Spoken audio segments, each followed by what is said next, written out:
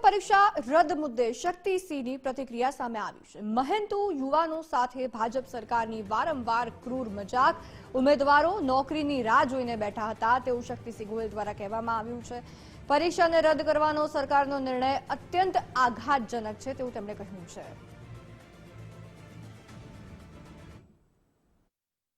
Test કર્યો, pass થયા અને નોકરીની રાહ જોઈને બેઠા હતા।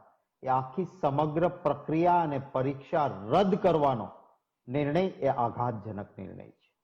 વારંવાર ગુજરાતના મહેનતકશ યુવાનો સાથે આ પ્રકારની ક્રૂર મજાક ભારતીય જનતા પાર્ટીની સરકારના શાસનમાં કેમ થાય છે?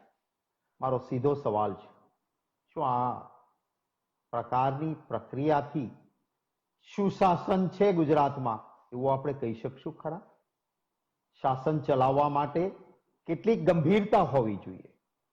વારંવાર એ સામે આવ્યું છે કે મહેનતકશ યુવાન પેપર આપે સરકારી નોકરી માટે, રાત દિવસ મહેનત કરી હોય અને પછી એ પેપર ફૂટે અને પેપર ફોડનારના મૂળ એને કંઈ ને કંઈ ભાજપમાંથી નીકળે। આવી પરિસ્થિતિ